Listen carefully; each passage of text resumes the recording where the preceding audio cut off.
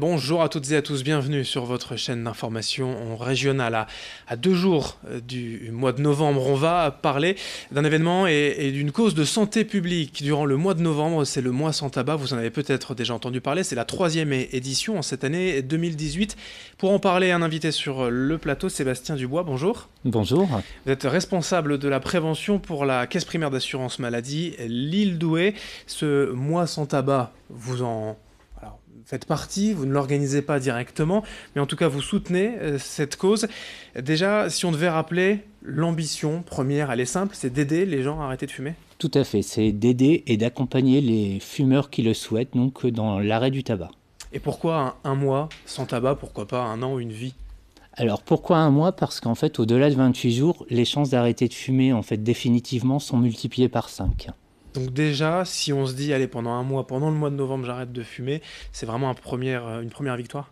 Tout à fait, c'est déjà une première victoire. Et puis aussi un mois, en fait, c'est aussi un défi collectif. Donc c'est toujours plus facile d'arrêter à plusieurs, d'arrêter en couple, avec des collègues, en famille. Donc c'est aussi ça, c'est se donner un défi d'arrêter ensemble. Alors les méfaits du tabac, on les connaît sur la santé, on ne va pas faire la liste aujourd'hui des dangers et des risques liés à la cigarette. D'arrêter de fumer, beaucoup, forcément, pensent peut-être à tort que c'est difficile. Est-ce que ça l'est réellement quand même? Alors après, en fait, c'est une question aussi donc de motivation.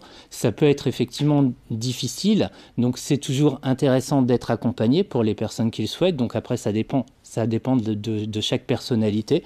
Donc c'est pour ça que nous, la Caisse primaire d'assurance maladie L'Île Douai, on propose de rencontrer gratuitement au sein de nos accueils des tabacologues durant le mois de novembre, donc sur inscription.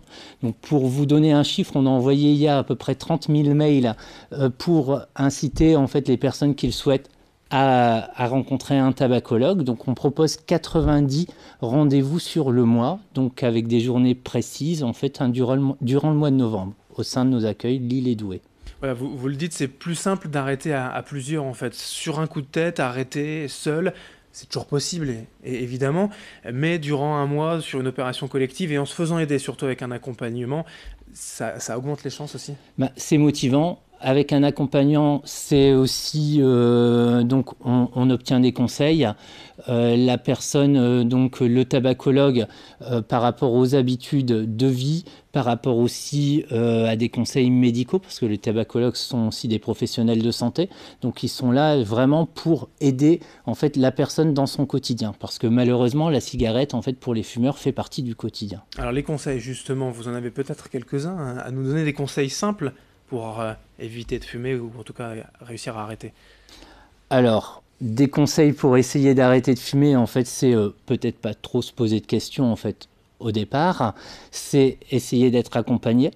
C'est Vous le mettez par exemple en fait sur le dossier, ça va être peut-être des exercices de relaxation assez simples, une envie de cigarette. Voilà, on peut faire des exercices physiques, mais des exercices tout simples que l'on peut faire chez soi au bureau. Tout à fait, ça peut être des exercices d'étirement, ça peut être des exercices au niveau du souffle, pardon.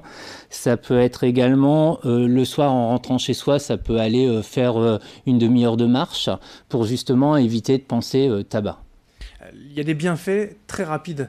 C'est pour ça aussi qu'avec un mois, vous publiez un calendrier où jour par jour, on constate déjà sur son corps des bienfaits à chaque jour d'arrêt du tabac. Tout à fait, en fait. On a des bienfaits tels que le souffle. On obtient un meilleur souffle au bout de 7 jours. Au bout de 8 jours, par exemple, on retrouve le goût des aliments, parce que c'est vrai que le tabac cache le goût des aliments. Donc ce genre de bienfaits, petit à petit, tout au long du mois, on les ressent. Et donc c'est aussi ça la victoire, c'est de ressentir à nouveau tous ces bienfaits au niveau de notre corps. Le stress aussi, il faut en parler, puisque c'est un facteur, évidemment. Pour les fumeurs, l'a priori, c'est de dire que voilà, aller fumer une cigarette, ben, ça détend. Ça, c'est faux. Alors c'est faux parce qu'en fait on se cache derrière la cigarette, en fait on cache ce stress derrière la cigarette. Ouais, l'effet, il est vraiment inverse aussi sur le corps, ça augmente le stress. Ça augmente le stress en fait, ça augmente la nicotine en fait, augmente le stress. Alors il y a des exercices possibles, des accompagnements, des conseils assez simples que l'on peut suivre. Il y a aussi voilà, une manière de se préparer, d'anticiper. Il est toujours possible, on le disait, d'arrêter sur un coup de tête, mais de se dire, allez, dans un mois, dans 2 mois, j'arrête, ça aide. Alors, ça peut aider, ça peut également, c'est pour ça aussi que la Caisse primaire d'assurance maladie, Santé publique France et le ministère de la Santé a mis en place des kits d'accompagnement à l'arrêt du tabac. Donc, ces kits sont disponibles dans les pharmacies, auprès du site Tabac Info Service également, qui sont des kits de préparation à l'aide à l'arrêt du tabac. Donc, dans lequel on retrouve, en fait, je me prépare, un guide également pour, comme vous disiez tout à l'heure, sur des petits conseils au niveau du stress. Donc tout ça, ça peut accompagner et préparer la personne à arrêter de fumer. Alors il y a donc cette étape un peu symbolique d'aller rencontrer un tabacologue, mais aussi plus simple, il y a plein d'actions locales qui vont être organisées durant le mois de novembre ici dans la région pour aller directement à la rencontre de ces spécialistes.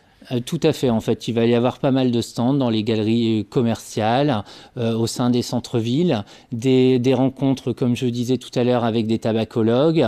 Donc cet agenda, en fait, on peut le retrouver sur le site de Hauts-de-France Addiction, donc rubrique agenda, qui reprend en fait les rencontres qui peuvent être faites en fait sur toute la région, donc durant le mois de novembre. Alors ce mois de novembre, c'est le mois sans tabac, un mois pour arrêter de fumer. Définitivement ou pas, vous me disiez hors antenne, c'est assez intéressant, chaque arrêt de la cigarette est déjà une réussite. Tout à fait, en fait, c'est pas, on peut avoir arrêté 15 jours, 3 semaines, et malheureusement avoir repris, mais c'est déjà en fait une première réussite, parce qu'on a déjà entrepris la démarche. Et donc déjà avoir entrepris la démarche d'arrêter de fumer, c'est déjà une première petite victoire. Voilà, faut pas voir comme des échecs chaque Tout à reprise fait. finalement, enfin faut voir comme d'autres étapes. Comme une avancée en fait vers l'arrêt du tabac. Merci Sébastien Dubois, responsable prévention donc pour la CPAM Lille-Douai, le mois sans tabac en novembre pour se faire aider. Merci. Merci beaucoup. Merci à vous de nous avoir suivis. Dans un instant, d'autres informations à suivre sur votre chaîne d'actualité.